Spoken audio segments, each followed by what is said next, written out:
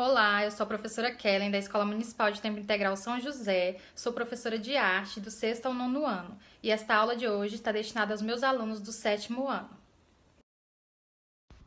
Arte colonial brasileira.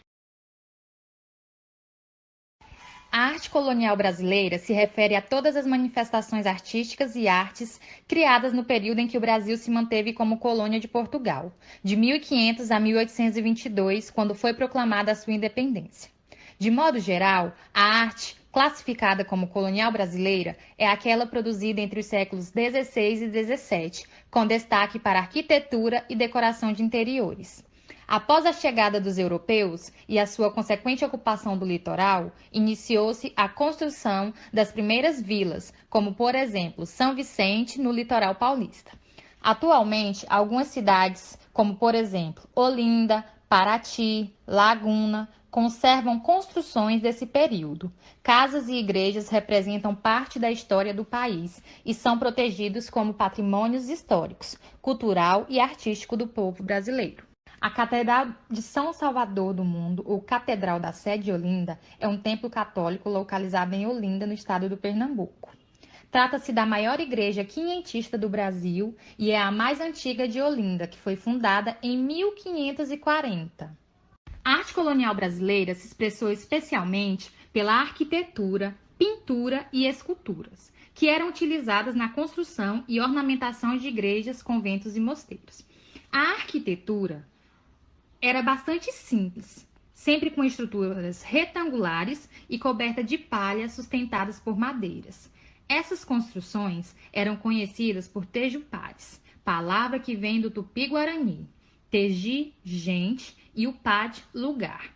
Com o tempo, essas construções passaram por melhorias e passam os colonizadores a construir casas de taipa. Vejam a seguir algumas figuras desses tipos de arquitetura.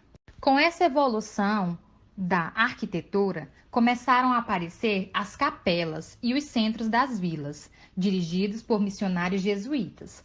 Nas capelas há crucifixo, imagem de Nossa Senhora e de alguns santos trazidos de Portugal.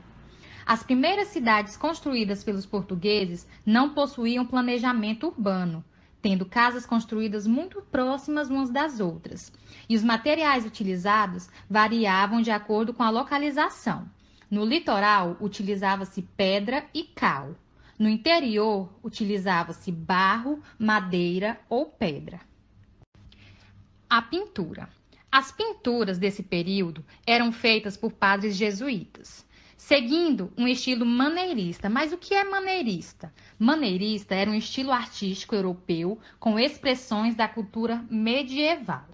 A partir do século XVII, começou-se a utilizar o estilo que ficaria mais associado ao tipo de arte empregada na decoração de igrejas de todo o Brasil, que é o estilo barroco. Logo abaixo vocês podem ver a imagem, uma pintura da primeira missa no Brasil, que é de 1860.